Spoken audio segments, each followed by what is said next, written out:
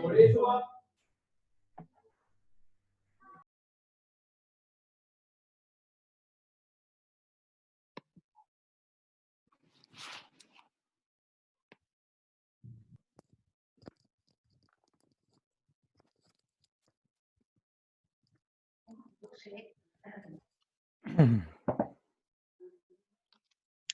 Jóvenes, muy buenas noches. Buenas noches, doctor. ¿Cómo está el sonido? ¿Bien de mi parte? buenas noches, doctor. Buenas noches, profe. Sí, sí, señor. ¿Sí? Está perfecto. Bueno. Regálenme un minutico mientras entran los demás compañeros. Yo apago el otro computador porque estoy terminando clase allí de maestría. Un minutico. Vale, sí, señor.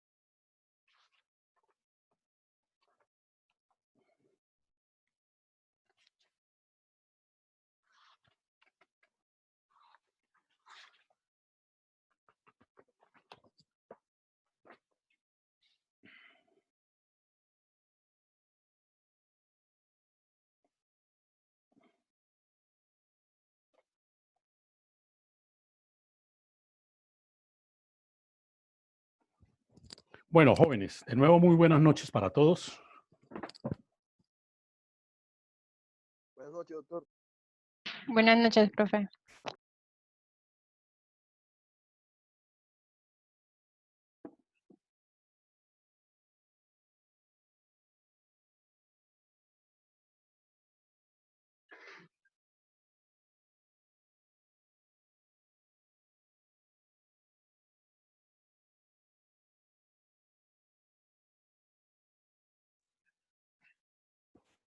Bien, ¿ya me oyen?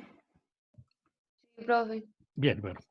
Decíamos que habíamos iniciado en la clase de anoche o le habíamos dado continuidad al tema de los sujetos del derecho internacional público.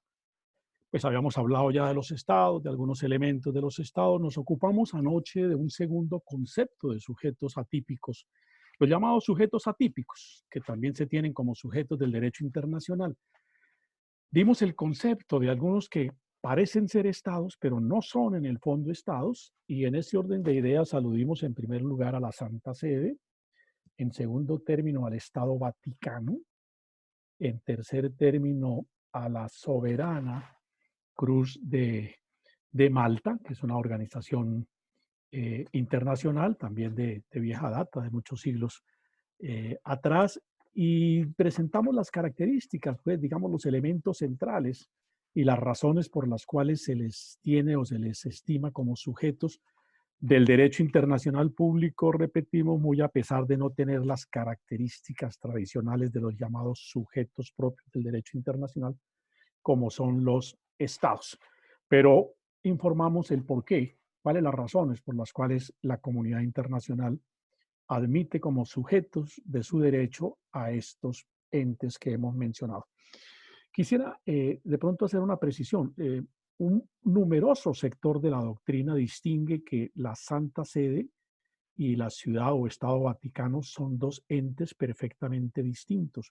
El uno es la infraestructura, digamos, la disposición organizativa de la Iglesia, la Santa Sede, cuya cabeza es el Papa, y la otra es la entidad política territorial que sirve de asiento, de lugar de domicilio a la Santa Sede. Yo anoche hice referencia al proceso histórico de cuando la Santa Sede se quedó como consecuencia de las luchas de las contradicciones y del enfrentamiento con el poder político italiano que lo despojó de lo que se llamaban los territorios pontífices y se quedó sin casa, digámoslo en términos coloquiales, razón por la cual tras muchas negociaciones y conversaciones se llegó al famoso acuerdo que le permitió en 1929 que permitió la creación del Estado Vaticano con las condiciones geográficas que allí se determinan y se precisó igualmente que sería la sede de la Iglesia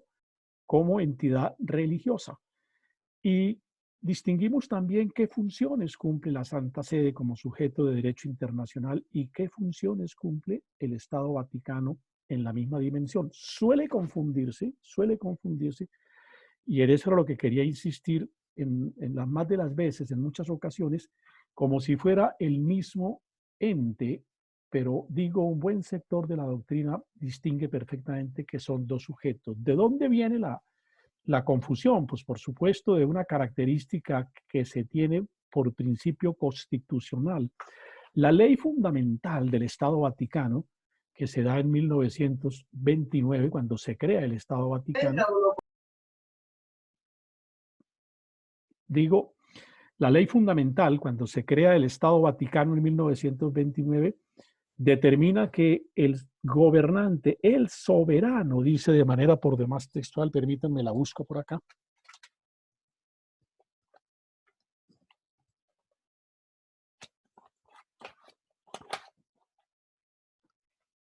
Profesor, disculpe, es que creo que alguien está también intentando ingresar. ¿Perdón?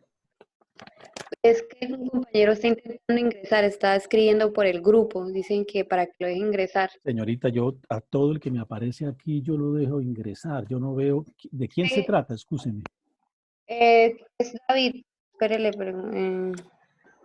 Pues yo no veo. Yo no, Samuel, pero ya ingresó. sí, todo el que me aparece aquí, yo lo veo. Es más, me figuran, me decía. figuran 11 participantes. ¿Cuántos son en el curso? Entonces, bueno, lo tenía por aquí a la mano y se me... aquí está, mire.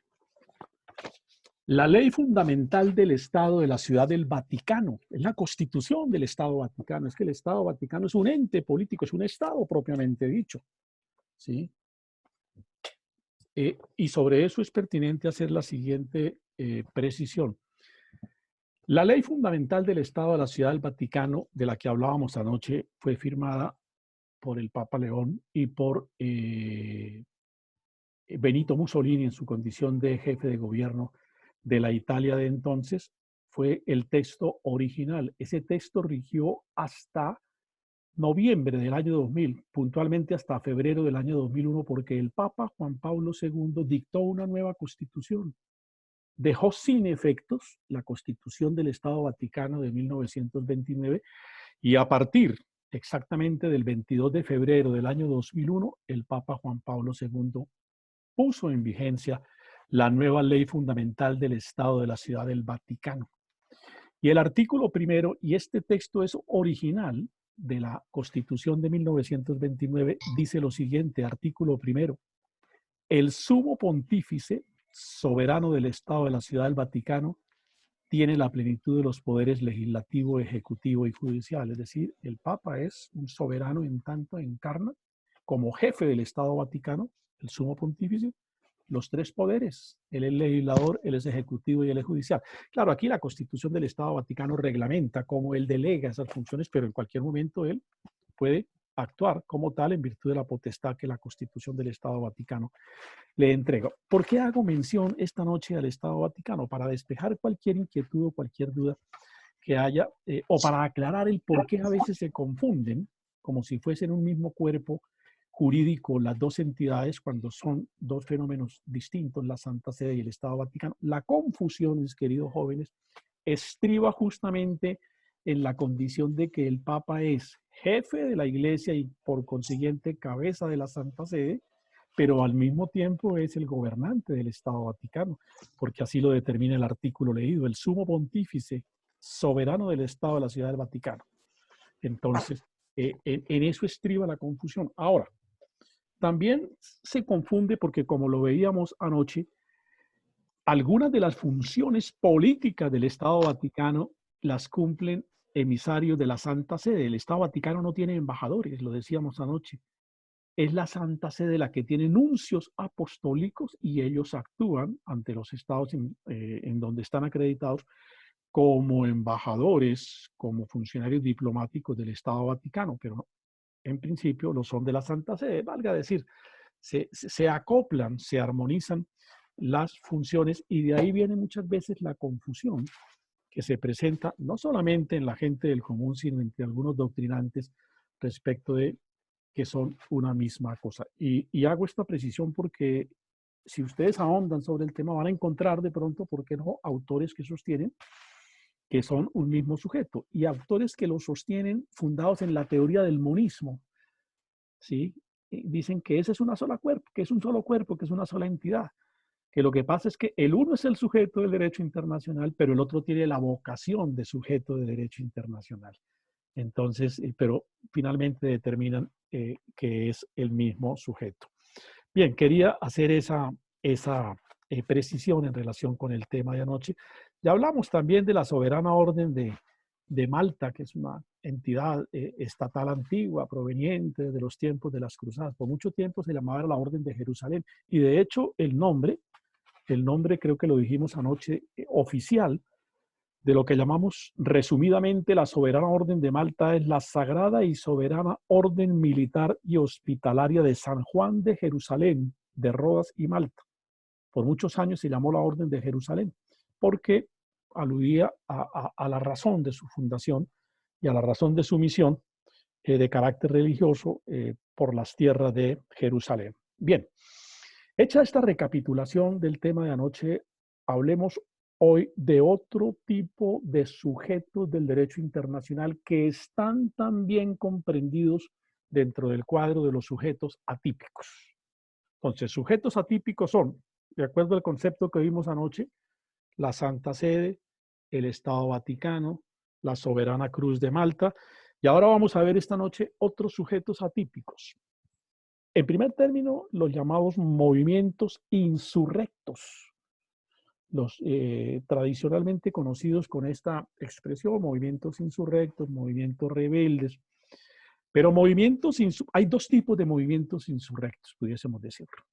Uno, los movimientos, bueno, todo movimiento insurrecto es un movimiento alzado en armas, por supuesto. Pero un primer tipo de movimientos insurrectos son aquellos que se levantan dentro de una lucha interna, valga decir, dirigen su acción político-militar contra las autoridades de su propio Estado. Contra las autoridades de su propio Estado. Entonces podemos decir que el primer tipo de movimientos insurrectos de los que se tipifican como sujetos atípicos de derecho internacional son los pueblos que luchan por su liberación, pero en conflicto armado interno. Porque un segundo tipo de sujetos de esta misma calificación o característica atípicos como movimientos insurrectos son los movimientos armados, también si se quiere, los pueblos que se organizan política o militarmente, pero ya no para enfrentar las autoridades de su estado, sino contra otro estado que los ha sometido, que los ha avasallado, o cuando existían, todavía quedan algunos rezagos de las formas coloniales, los pueblos que se rebelaban contra la práctica del colonialismo en sus propios estados por parte de otras grandes potencias. Entonces son dos tipos de movimientos insurrectos, según sea el tipo de lucha. Si la lucha es interna, tiene una característica. Si la lucha es externa, en el sentido de que no se lucha propiamente contra las autoridades de su país o de su estado, sino contra las de otro estado extranjero, por supuesto, contra los de otra entidad estatal que ha avasallado el territorio que cree o que se cree les pertenece en cuanto están vinculados al mismo, pues esa lucha es de carácter internacional y tiene también otro tratamiento, digamos, otra configuración jurídica. ¿Por qué el derecho internacional ha consagrado la posibilidad de reconocer como sujetos a estas organizaciones armadas que se levantan pues contra uno o contra otra autoridad, contra la autoridad nacional en el primer caso o contra la autoridad impuesta por un Estado, por una fuerza política externa? La razón es muy sencilla en el caso de los primeros, en el caso de los movimientos insurrectos contra las autoridades de su propio Estado, porque esos movimientos están potencialmente en la posibilidad de convertirse en Estado. Esos movimientos están potencialmente en la posibilidad de convertirse en Estado. Es lo que la doctrina, si ustedes consultan fuentes, de todas esas fuentes que les he suministrado, el status nascendi, ¿sí? Consideran que hay movimientos insurrectos que pueden llegar a ser Estado o que pueden llegar a apropiarse del poder del Estado, ¿sí? Por eso la doctrina los denomina status nascendi, estado en nacimiento, estado en gestación, estado en proceso de formación. Entonces, esa particular condición de ser un estado naciente, un status naciente, posibilidad latente, eventual, pero no por ello, digamos, no cierta o no factible, de poder llegar más tarde a convertirse o en Estado o de convertirse en la autoridad, ese movimiento político dentro de ese Estado, excúsenme. ¿Hasta cuándo se mantiene esa situación de Estado naciente, de tratamiento? Porque lo que deriva de la condición de Estado naciente es el reconocimiento como Estado. Bueno, el reconocimiento como Estado no, el trato como si fuese un Estado, pero con unas limitaciones, por supuesto, y con unas peculiares particularidades o condiciones.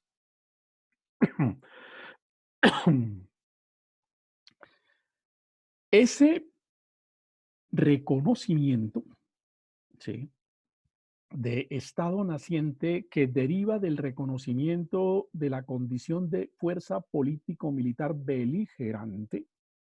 Esa es una calificación que se le da a los movimientos insurrectos cuando tienen unas características que ya las voy a mencionar, el reconocimiento de fuerza político o fuerza político-militar beligerante. Estamos hablando de movimientos insurrectos. El insurrecto es el que se levanta en armas contra la autoridad de su propio Estado. Ese tratamiento eventualmente en la hipótesis de adquirirlo, pues dura hasta cuando el conflicto se resuelva. Porque si la fuerza del Estado oficial logra someter al estatus naciente, pues no nació. Y entonces, en el momento en que lo somete y prácticamente lo extingue, pues se pierde esa hipotética condición de convertirse en Estado o en fuerza de poder dentro de su Estado. De igual manera, viceversa, si esa fuerza se configura, adquiere una connotación tal que llega al poder y que se constituye en un Estado propiamente dicho, pues obviamente ahí ya no hay un reconocimiento, digamos, de carácter o un tratamiento como sujeto atípico, sino que adquiriría la condición para que se le tratara como Estado propiamente dicho. Entonces decimos, es una condición temporal. Ahora, ¿quién le da el reconocimiento? Estarán ustedes preguntando, de Estado naciente o de estatus nacendi.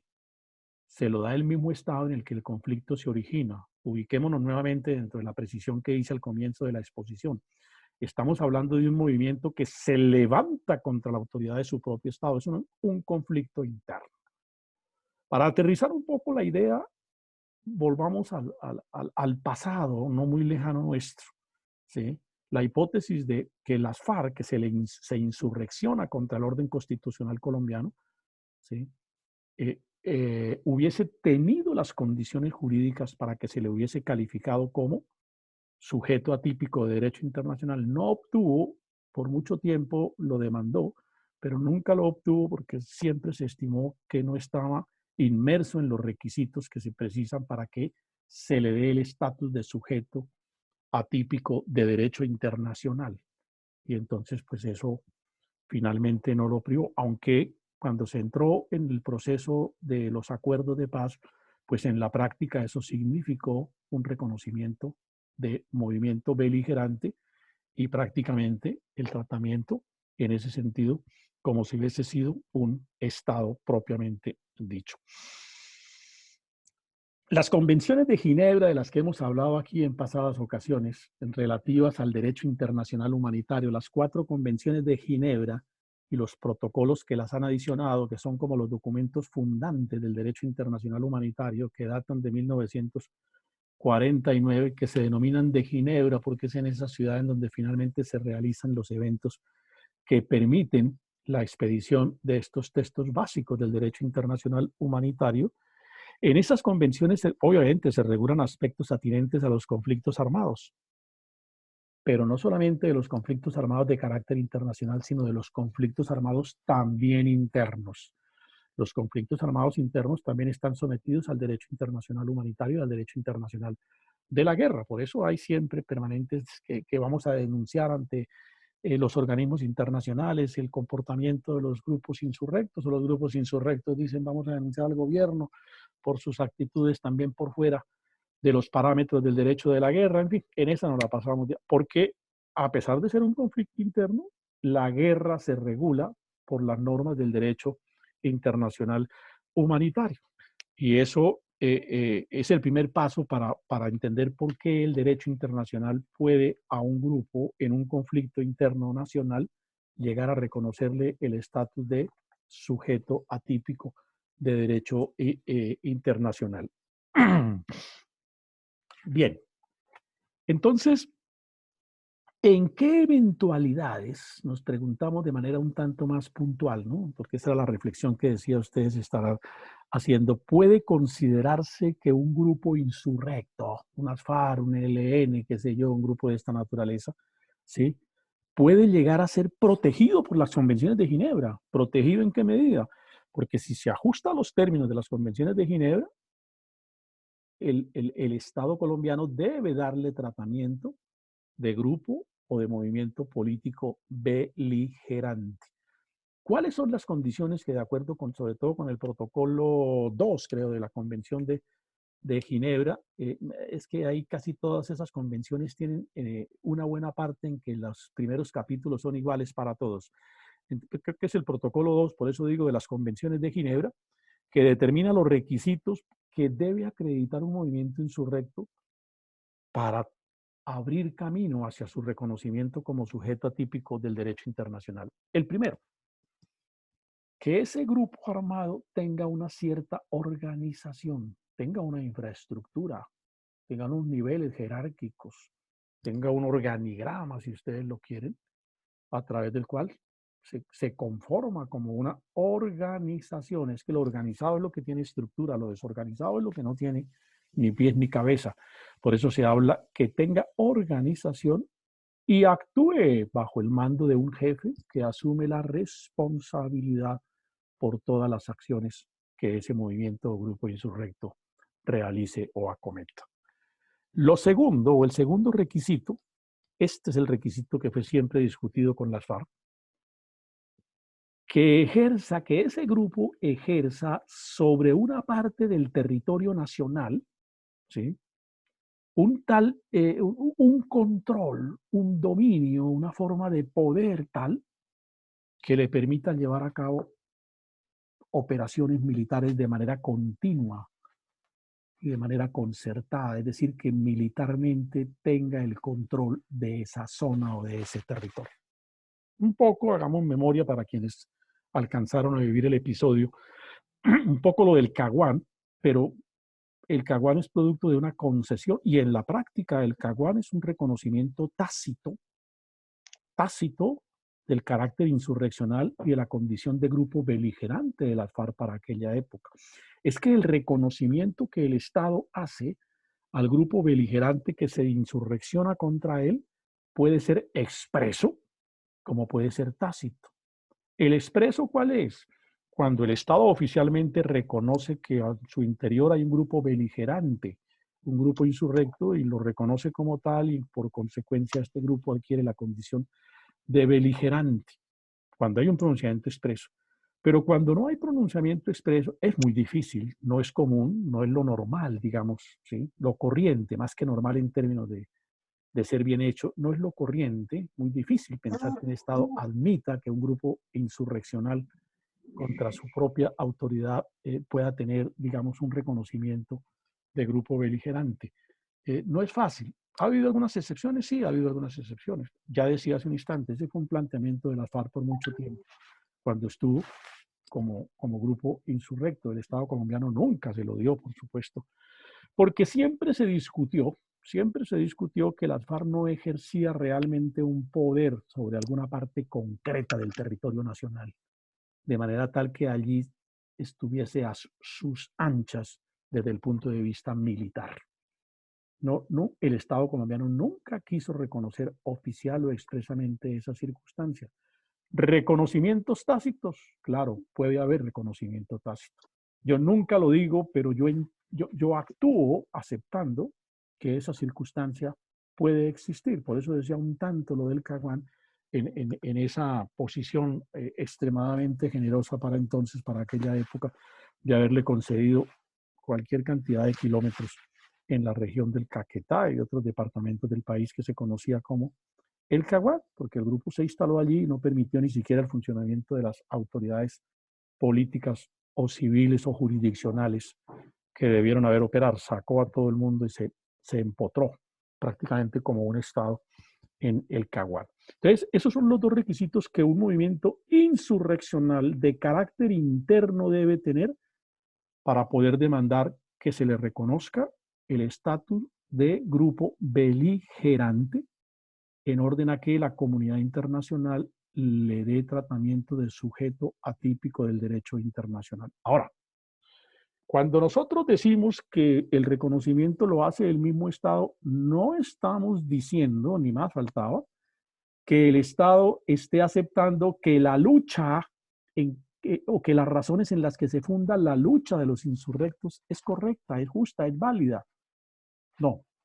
Lo que se está diciendo cuando se le reconoce el estatus de beligerante y por consiguiente la aceptación en la comunidad internacional como sujeto atípico del derecho internacional a un movimiento insurreccional, digo, lo que implica ese reconocimiento es que para efectos de la guerra se tiene como tal y que la guerra se guía y se orienta y se desarrolla de conformidad con las normas del derecho internacional humanitario. No implica, en eso hay que distinguirlo, podría uno perfectamente confundirse.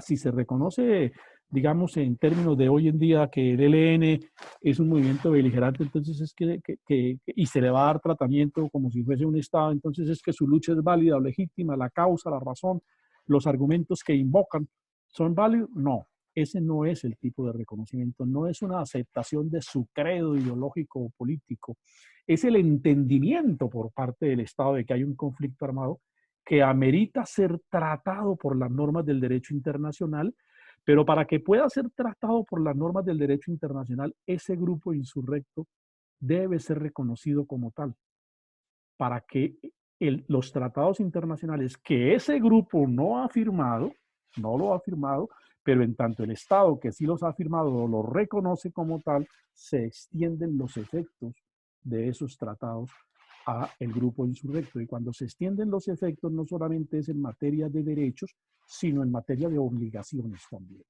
En materia de obligaciones. Y la guerra tendrá que continuar desarrollándola bajo los rigurosos procedimientos de guerra que el derecho internacional humanitario consagra. Se acabarán pues los ataques a los civiles, se acabarán los objetivos, los civiles como objetivo militar, se acabará una serie de prácticas que desafortunadamente en la historia de Colombia, en los conflictos que hemos vivido, poco para decir que nada se atiende sobre el particular. Pero si se llegara a reconocer, en gracia de discusión, mañana o pasado mañana, uno cualquiera de los tantos, bueno, no tantos, a los pocos grupos insurrectos políticos que se levantan para cambiar el orden constitucional del Estado, si se le llegara a reconocer ese estatus, pues por supuesto, esos grupos tienen que someter su guerra y todas sus acciones militares a los cánones del derecho internacional humanitario. Eso es lo que implica el reconocimiento, digamos, de esos grupos como sujetos atípicos del derecho internacional humanitario. Yo he empleado aquí un concepto que es propio del derecho internacional en estos temas, además que es clave, el reconocimiento como grupo o movimiento beligerante. ¿En qué consiste el reconocimiento como grupo beligerante? Y aquí voy a leerlo textualmente de su autor, ¿sí? A leerlo textualmente de su autor. Consiste en reconocer a un grupo sublevado un estatus jurídico internacional.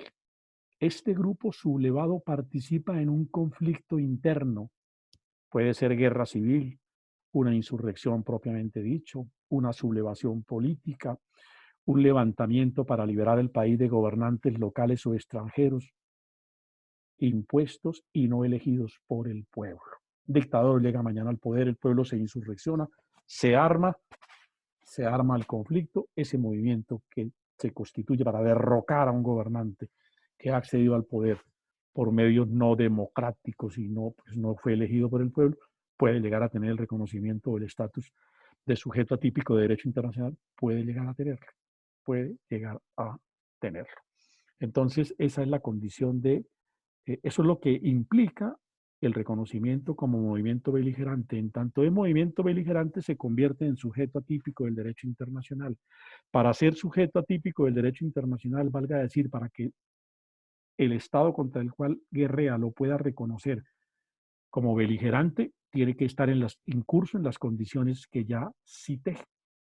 Y por supuesto, en tanto el reconocimiento es únicamente para los efectos de carácter militar, para determinar cómo se sigue librando la guerra bajo los precisos cánones del derecho internacional de la guerra o del derecho internacional humanitario, es para eso, no es más.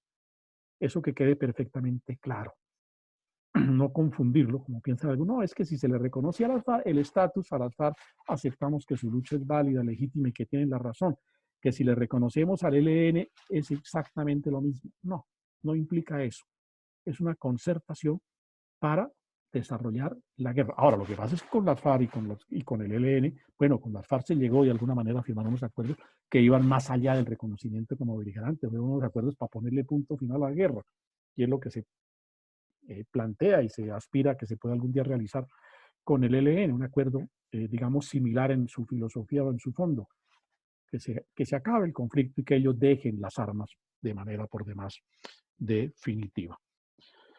Entonces, eso, digamos, como las características que se debe tener por los movimientos insurrectos en lucha interna para tener el reconocimiento como sujeto atípico de derecho internacional. Ahora, otro tipo de movimientos, porque es otro tipo de lucha, la citaba al comienzo, los movimientos insurreccionales que se conforman o se constituyen para guerrear contra las autoridades que han sido impuestas por poderes estatales extranjeros, ya porque avasallaron el territorio, ya porque formas de colonialismo tradicional han venido imperando y entonces el pueblo algún día se rebota, se revienta y decide organizarse para derrocar a esas autoridades que provienen de otro país en cuanto se considera que su territorio es colonia de ese Estado.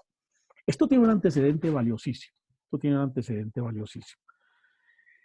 En 1960, la Organización de Naciones Unidas expide la resolución 1514 de 1960, puntualmente del 14 de diciembre de 1960. ¿Sí? Esa resolución, permítanme por aquí también creo tenerla.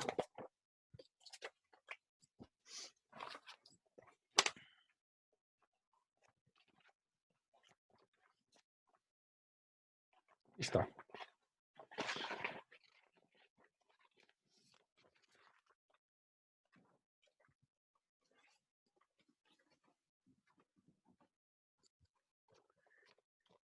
Esa resolución 1514, que es de diciembre de 1960, ¿sí?, se titula Declaración sobre la concesión de la independencia a los países y pueblos coloniales. Se titula esta resolución de Naciones Unidas.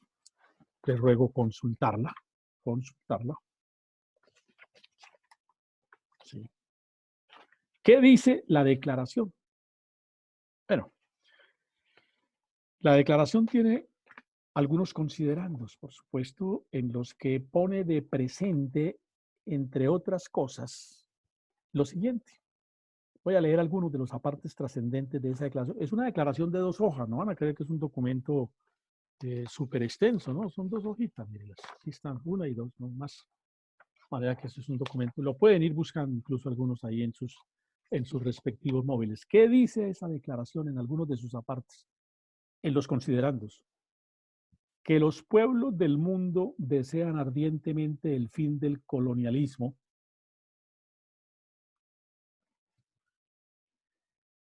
en todas sus manifestaciones. ¿Hay algún compañero que esté pendiente de ingresar? No. Bueno. Doctor Eibar, que perdió la conexión. Sí, eso veo aquí. Eibar Flores. Por eso pregunto, pero no veo manera de volverle a dar ingreso. Si él no solicita, es muy difícil que yo lo pueda ingresar, ¿no? Estemos atentos. Si alguno ve que él ingresa nuevamente, por favor me alerta. Bien, entonces decíamos, mire, esta resolución es el punto de partida para que a esos movimientos se les reconozca el estatus de sujeto atípico del derecho internacional. ¿Qué dice la resolución? Que los pueblos del mundo desean ardientemente el fin del colonialismo en todas sus manifestaciones. Profe, ¿me repite el número de la resolución? Sí, el número de la resolución, señorita, es la 1514 del 14 de diciembre de 1960. Sí. Voy a ver, no sé si ustedes aquí lo alcancen a ver. Aquí está el número de la resolución. Aquí está, 15. ¿Sí lo ven, no? Bueno, lo que quiero señalar es que en las resoluciones de la ONU, creo que alguna vez lo había dicho ya tal vez en clase, generalmente al lado del número va una numeración en romano. Y ese número en romano corresponde al año en que después de fundada la ONU se va expidiendo. La ONU tiene como su propio calendario, ¿sí?, su propia manera de contar sus años. Aquí es el número 15 porque la resolución se expide en 1960.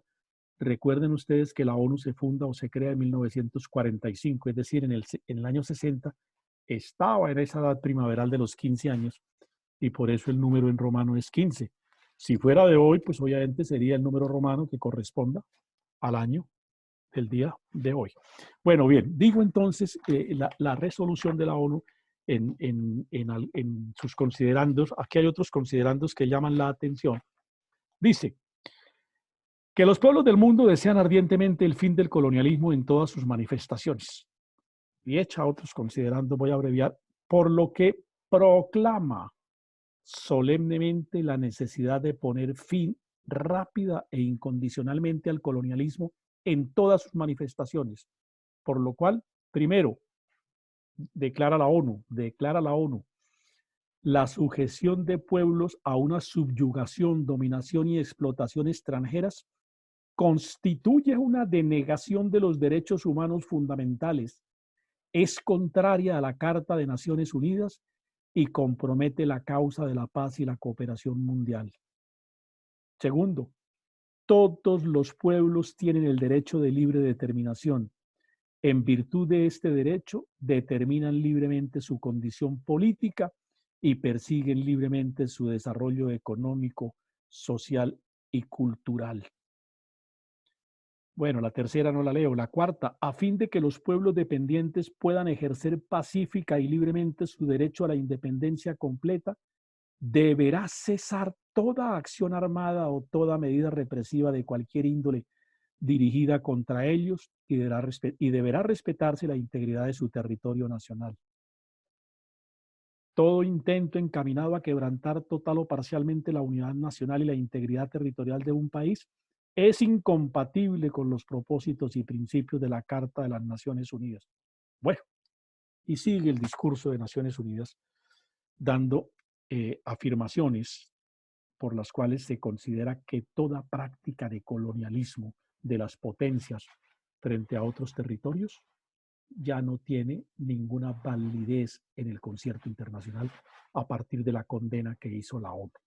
Ustedes recuerdan, por eso fue que en África se iniciaron para esa época procesos de liberación. Bueno, en parte la resolución se motiva porque muchos de los hoy países de África que eran colonias portuguesas, francesas, inglesas, se insurreccionaron y desplegaron una lucha de liberación que finalmente se cristaliza y que finalmente hace que la comunidad internacional se pronuncie en respaldo, y por eso el colonialismo, pues, digamos, por lo menos formalmente, se acabó en África y le permitió a esos países constituirse soberanamente desde el punto de vista político, porque la ONU acabó con esas prácticas coloniales. Entonces, ¿a qué voy?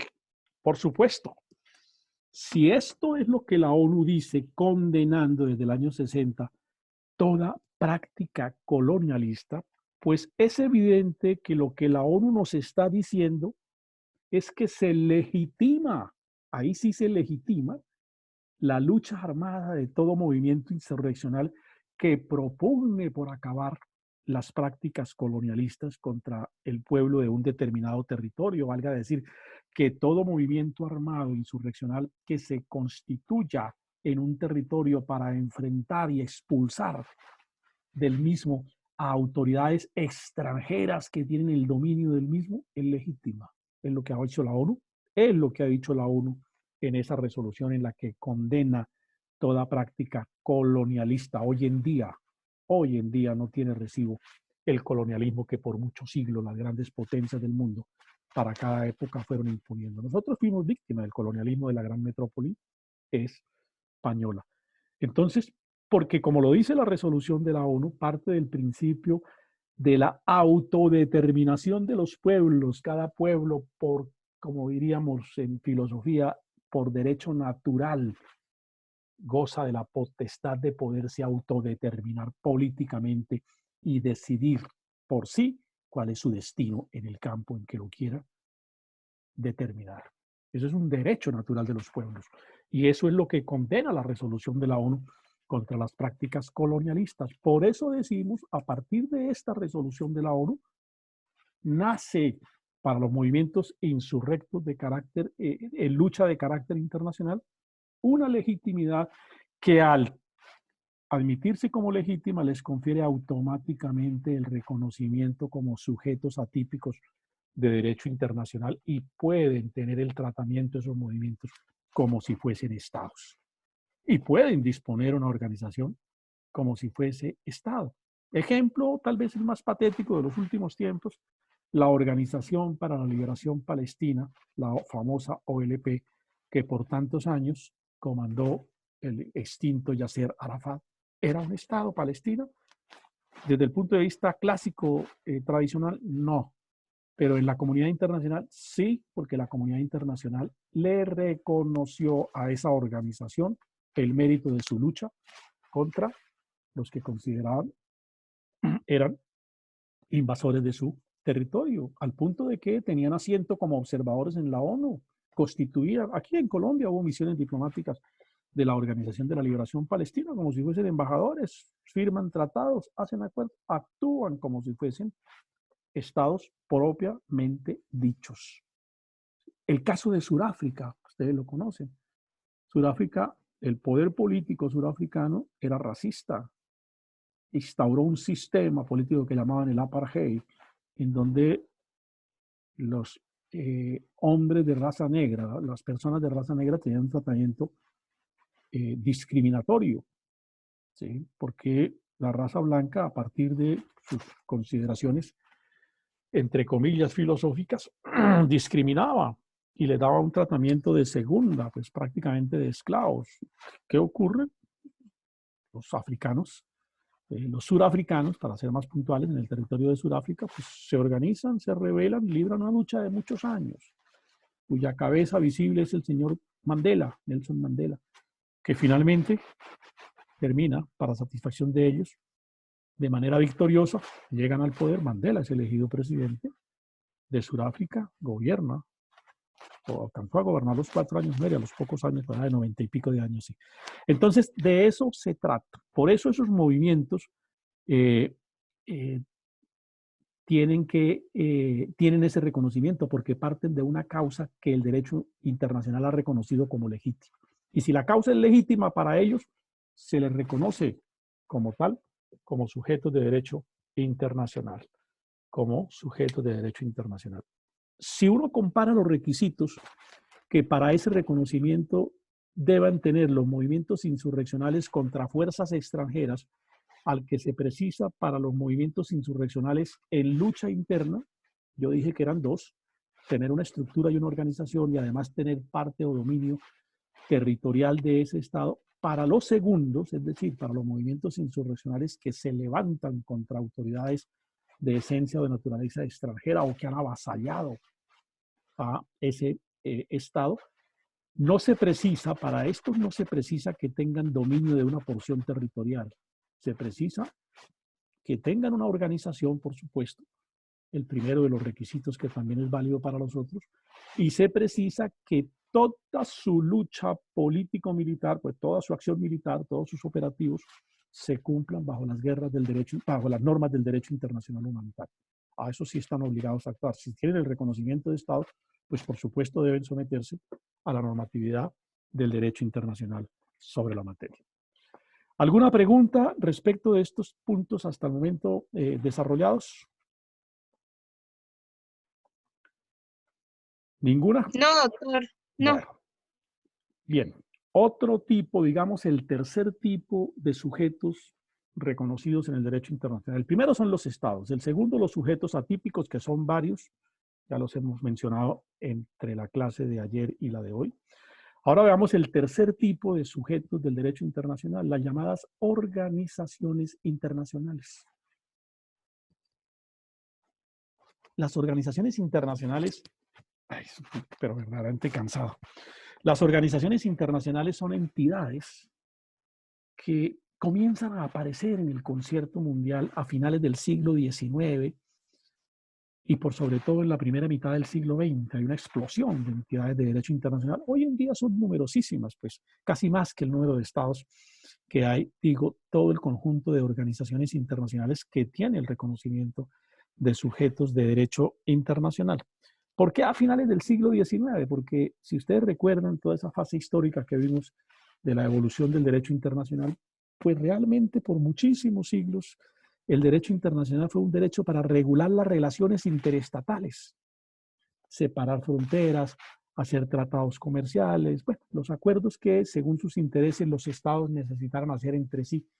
Y a través de esos acuerdos pues regulaban las distintas situaciones que les eran comunes y definían los términos del tratamiento o de la relación que les interesaba concertar. Pero a finales del siglo XIX, comienzos del siglo XX, la humanidad, si ustedes me permiten el término, se fue dando cuenta de que más allá de los problemas meramente estatales, de los intereses particulares de ese Estado y de la necesidad de regular los conflictos puntuales que entre ellos existieran, surgían una serie de problemas, una serie de temas que iban más allá de ese alcance, ¿sí? Problemas de la comunidad internacional, que no competía resolverlos a un solo Estado, pero que afectaban a todos los Estados, y por eso se va creando la idea de desarrollar una comunidad internacional.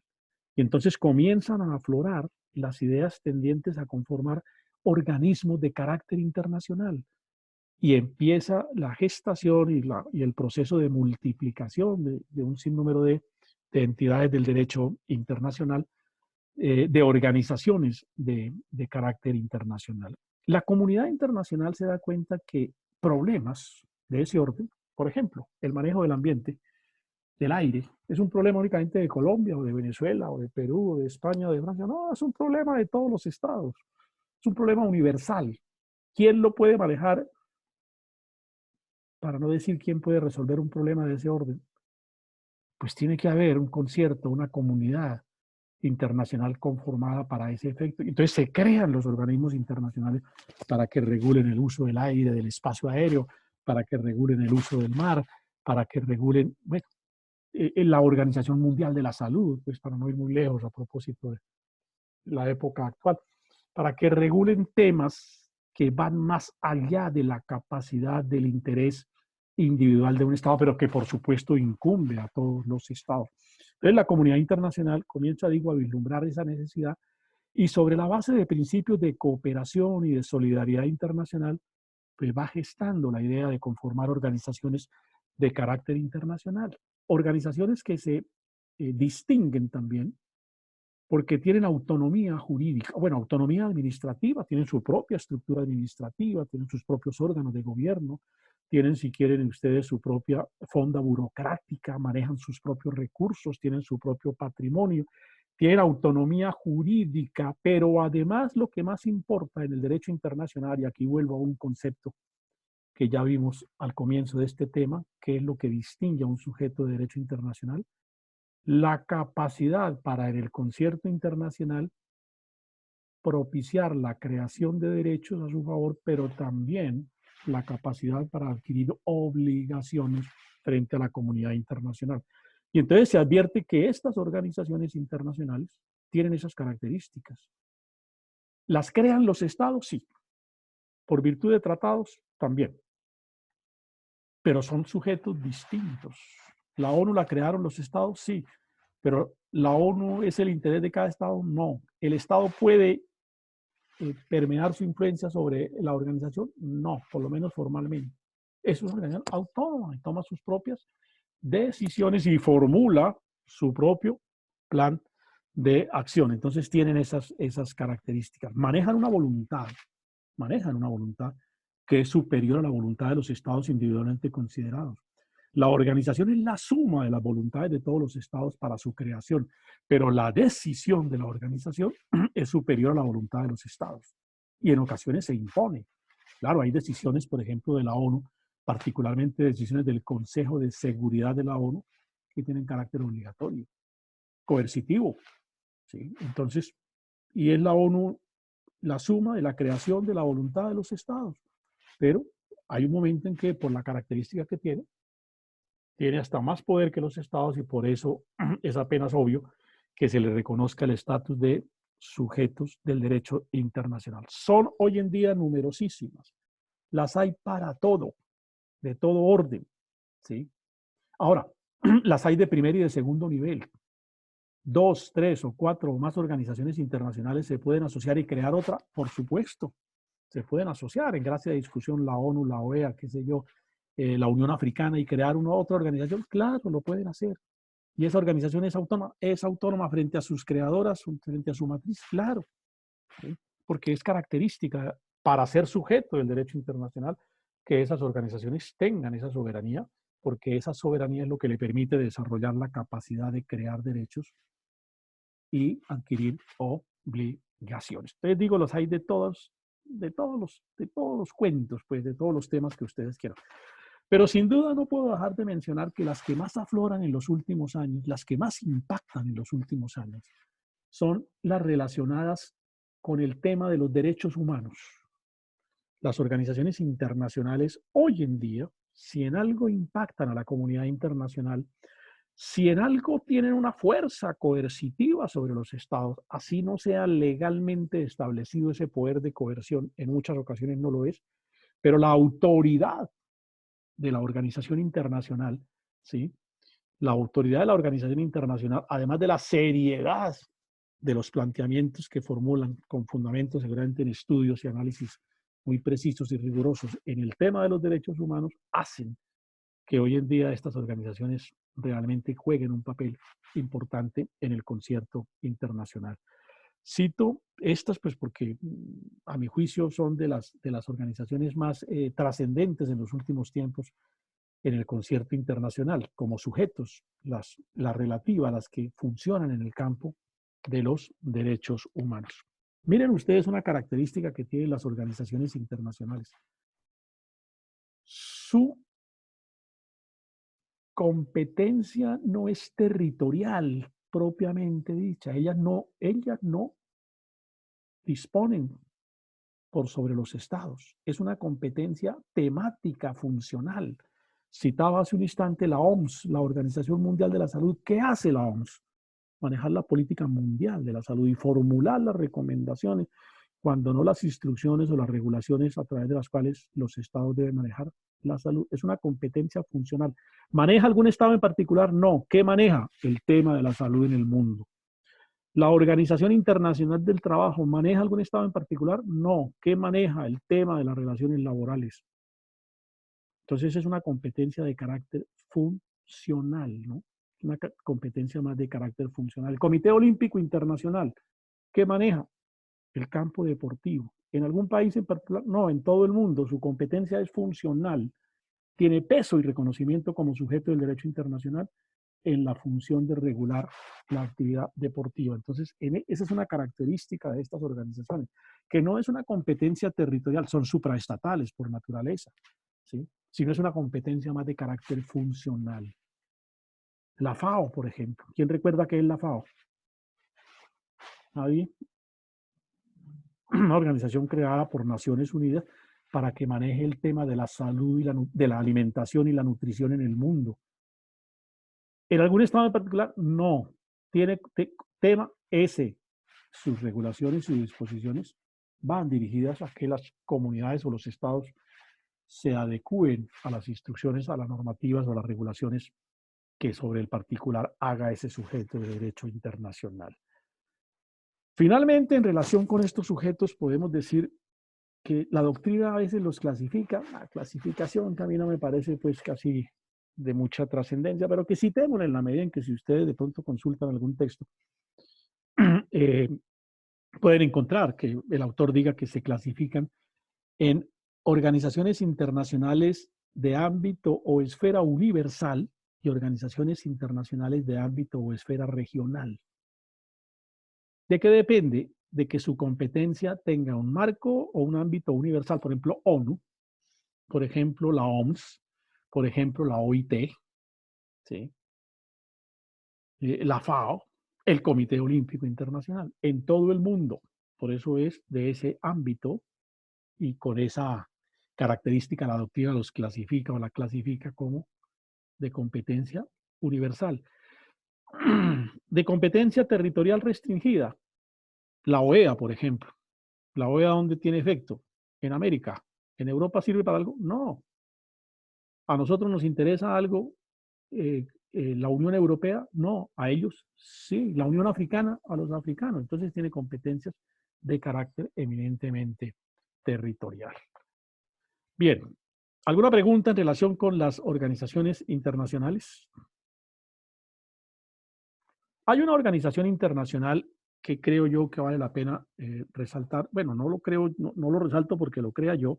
Hay que mencionarla porque el derecho internacional la reconoce como un sujeto de derecho internacional, siendo organización internacional como que la saca de ese costal y la coloca en una posición, digamos, independiente. Es la llamada Organización Especial o el Comité Internacional de la Cruz Roja o de la Media Luna. porque esta es una organización que tiene dos denominaciones. En algunas partes se denomina la Cruz Roja y en otras partes se denomina la Media Luna. ¿Quién sabe el porqué de esa distinta denominación en algunas partes del mundo de la Cruz Roja, que se le denomina la Media Luna? ¿Alguien tiene conocimiento de por qué en algunos países no se llama Cruz Roja, sino se llama Media Luna? ¿Nadie recuerda?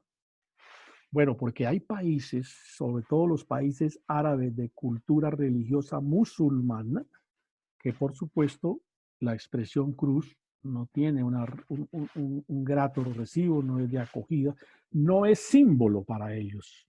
En cambio, para el resto del mundo, sobre todo para el mundo occidental cristiano y para la comunidad cristiana que está por todo el mundo, la cruz es un símbolo de alto recibo, de gran significación, es uno de los íconos más preciados en el universo, ¿no? Más distinguido, más sobresaliente, la cruz, por lo que simbólicamente representa y contiene esa expresión. Pero en los países musulmanes, por supuesto, es otra la connotación. Por eso allá no se habla de cruz roja, sino de la media luna, porque el símbolo de la media luna tiene para ellos otra connotación. Tiene un altísimo valor simbólico. Por eso allá la Cruz Roja se denomina Organización de la Media Luna. La Media Luna, que se presenta como una entidad aparte de la Cruz Roja, forma parte del Comité Internacional de la Cruz Roja. ¿Cómo funcionan estas organizaciones? Funcionan en cada país, digamos, con sociedades nacionales, con entidades de carácter nacional. La Cruz Roja colombiana, ustedes lo oyen, ¿no?, frecuentemente, ¿sí? La Cruz Roja colombiana, la Cruz Roja ecuatoriana, la Cruz Roja peruana. En cada país se conforma el Comité de la Cruz Roja Internacional, pero todos esos comités, por supuesto, están vinculados a la Cruz Roja Internacional. En los países musulmanes se conforman los comités de la Media Luna, pero esos comités finalmente son expresión del Comité Internacional de la Cruz Roja. No me voy a extender en cómo nace la Cruz Roja, el pensamiento humanitario por allá de unos señores en la década en los años 1860, 1863, si mal no estoy, que deciden cumplir una labor humanitaria en todos los conflictos bélicos y van creando un cuerpo que se encarga fundamentalmente de intervenir para solventar y aliviar la situación de los heridos y de todas las personas en términos generales que son víctimas de las guerras, de los conflictos armados, independientemente de cualquiera que sea la posición, de los unos o de los otros. Esta organización comienza a meterse en el conflicto y a prestar el servicio de atención humanitaria a todas las víctimas de la guerra. Hoy en día la Cruz Roja, desde luego, mantiene su papel original, y esa es la razón principal de ser de la Cruz Roja, su papel humanitario en los conflictos armados. Pero hoy en día la Cruz Roja también, cuando se presentan emergencias de otro orden, qué sé yo, una tragedia como la de Armero, con desgracias de la naturaleza de este orden, un tsunami, pues allá llega la Cruz Roja, ¿sí? Porque su filosofía finalmente es atender en situaciones de emergencia, socorrer o atender a los desvalidos, a las víctimas, en este caso, segundo, ya no de un conflicto, pero sí de una catástrofe brindada por la naturaleza. Y entonces actúa la Cruz Roja. Es un cuerpo de naturaleza humanitaria que actúa a través de las sociedades nacionales, como lo he mencionado. Tiene una característica, bueno, tiene varias características, por supuesto. La primera es que es un cuerpo humanitario, ¿sí? Y sus funciones son básicamente de carácter humanitario. La Cruz Roja no es un cuerpo de otro orden, sino es un cuerpo básicamente humanitario. Segundo, su función es políticamente neutral. La Cruz Roja entra al campo de batalla no para auxiliar a los unos o a los otros, no, para auxiliar a las víctimas que dejan los unos o los otros, para auxiliar a los heridos, para socorrer a los que han sido afectados por razón del conflicto, estén en este bando o estén en el otro bando, porque su posición política no, su posición, su actitud frente al conflicto parte de una concepción filosófica, la neutralidad, porque esa neutralidad es lo que le abre el campo de acción. Esa neutralidad es lo que le abre el campo de acción. Claro, si la Cruz Roja dijera, es que yo estoy a favor de A, pues B no va a permitir que ingrese, ¿sí? Pero como su papel es básicamente neutral, y esa es una característica esencial y determinante de la Cruz Roja y de la Media Luna, su condición de cuerpos políticamente neutrales y al conflicto entran al campo de batalla es a socorrer, no a guerrear. Por eso la Cruz Roja no puede ser utilizada. Eso es una falta gravísima en el derecho internacional, que un Estado, que una fuerza política militar utilice emblemas, símbolos, instrumentos que se valga del nombre de la Cruz Roja para propiciar acciones militares. Si tome una ambulancia y dentro de la ambulancia de la Cruz Roja transporte soldados, por ejemplo, o meta bombas o lleve balas, no. Eso es absolutamente imposible porque la condición de neutralidad no le permite. Y los estados tienen el compromiso solemne y sagrado de respetar a la Cruz Roja. Cualquiera que sea el calor de la batalla, el fragor, pues la intensidad con que se libre el conflicto, deben entrar sus representantes para prestar la labor humanitaria, que es, por supuesto, muy reconocida. Ese papel humanitario es lo que le ha permitido a la Cruz Roja en el concierto internacional ganar el estatus de sujeto de derecho internacional. Pero de ganarlo no como una organización, como una más de las tantas organizaciones, sino como una organización autónoma, independiente. Y desde luego, todos los países le dan a la Cruz Roja un tratamiento especial. La Cruz Roja firma tratados. La Cruz Roja tiene funcionarios con el rango de diplomáticos. En ocasiones la Cruz Roja cumple funciones consulares. ¿Sí? Cumple funciones consulares. Todas sus acciones, por supuesto, enfiladas, mejor, encuadradas dentro del papel de cuerpo humanitario neutral que esta organización tiene. Entonces, ese carácter de neutral y ese carácter humanitario que tiene la Cruz Roja, digo, le ha meritado al derecho internacional elevarla a la condición de sujeto del derecho internacional público. Pero además, no solamente los estados le reconocen esa condición, ¿sí?, o el derecho internacional, sino que los estados ven con sumo agrado que una entidad que cumple un papel de esta naturaleza, pues por supuesto, tenga esta condición. Por eso los estados en su gran generalidad acogen siempre a la Cruz Roja, le dan respaldo, le permiten cumplir su labor o su papel. No creo en este momento, puede que haya habido algunas excepciones en momentos muy particulares en que un estado en conflicto expulse a la Cruz Roja porque sospeche, argumente o afirme que está sirviéndole al enemigo. Ha habido casos de eso, sí, ha habido algunas eventualidades en que eso se ha presentado, pero no, eso es una excepción de las excepciones, pues es un caso verdaderamente atípico. Y en muchas de esas oportunidades infundado, o en muchas de esas oportunidades porque un sector político militar, pues a la fuerza se toma la ambulancia o a la fuerza se vale del nombre de la Cruz Roja para cometer su fechoría o su acción de carácter militar. Pero no es fácil hoy en día encontrar un estado en donde no tenga campo de acción la Cruz Roja. Finalmente, una pregunta sobre el particular. Las ONGs, las organizaciones no gubernamentales, también de boca y de moda hoy en día por todo el mundo. En Colombia hay más organizaciones no gubernamentales que gente ya hoy en día. Todo el mundo se dedicó a crear ONGs con el propósito de enmascarado, de cumplir labores de investigación, de labores en términos generales de no lucro, para obtener auxilios y respaldos nacionales e internacionales, y se volvió un negocio. Pero bueno, la doctrina se ha planteado, ¿son las ONGs sujetos de derecho internacional o no lo son? Para resumir la discusión, debo decir que la posición dominante, y de hecho dominante no solamente significa que haya un buen número de afirmaciones en ese sentido, sino que efectivamente la doctrina hoy en día no le reconoce a las ONGs la condición de sujetos del derecho internacional público. Y no se lo reconoce porque hay un tratadista español, don Cesáreo Gutiérrez Espada, por aquí lo tengo resaltado, un ilustre jurista español, está vivo todavía, está vivo, un gran profesor español, creo que en Murcia es su sede y allí cumple su actividad académica, que dice, y él ha dado una definición que no tanto por tradicional, sino ha sido la guía de la doctrina en el derecho internacional para calificar la esencia de las organizaciones no gubernamentales. ¿Qué dice el profesor Cesáreo Gutiérrez Espada? Las asociaciones, fundaciones y otras instituciones privadas que tienen un fin no lucrativo de utilidad internacional, ojo, son creadas por un acto de derecho interno, desarrollan una actividad efectiva en 2 o más estados y tienen su sede en el territorio de un estado soberano.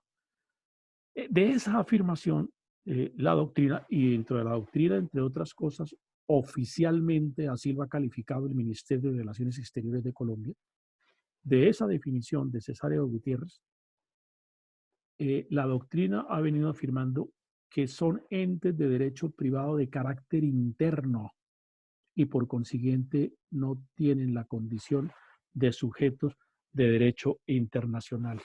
Es decir, no tienen capacidad para crear ni adquirir derechos y obligaciones en el concierto internacional. Y como son entidades creadas por el derecho interno, internamente y reguladas por el derecho interno de cada estado, pues el derecho internacional no las puede regular. Y en ese orden de ideas, pues con mayor razón, no son sujetos del derecho internacional público. Entonces quería hacer esa referencia a las ONGs para no dejar sobre ese particular de pronto alguna inquietud o duda alguna. Bien, jóvenes, ¿alguna pregunta? ¿Alguna inquietud? No, no, señor. Bueno, yo veo en clase a Rocío, a Jessica, a Lina María y a Luis Carlos. ¿Hay alguno más? Bueno, a Mayra creo que está también, a Samuel. Sí, yo también estoy por acá. Sí, Amy también, profe. sí, la veo. Presente, Rubén. Rubén también lo vi ingresar, pero no sé por qué no me aparece aquí. Tengo 9 participantes. Me reporta que Eibar perdió la conexión. Bien. Bueno, jóvenes, ¿alguna pregunta? ¿Alguna inquietud? No, doctor, así está bien. Tema claro. Profe. No me parece un tema muy difícil de asimilar. De manera que creo que no tenga ninguna dificultad. Nos queda el último de los sujetos del derecho internacional, que es la persona individualmente considerada. Es que me da miedo que comience la exposición del tema y la programación de la reunión me corte intempestivamente. Lo dejamos para iniciar el próximo jueves la clase con ese tema. Es un tema de 5 o 10 minutos máximo y iniciamos con el capítulo del derecho de los tratados. Entonces, para que se sepa de qué nos vamos a ocupar en la próxima clase. Bueno, si no hay más inquietudes, les deseo muy buena noche, feliz fin de semana. Gracias, Gracias, profe. Lo doctor, mismo. igualmente. Todas Bueno, sus gracias, actividades. profesor. Gracias, doctor. Gracias, doctor, igualmente. Bueno, no, a ustedes muy amables por su participación y su interés en la clase. Muy buena noche para todos, que descansen. Buenas noches, doctor, que esté Chao. muy bien. Gracias, doctor, lo mismo.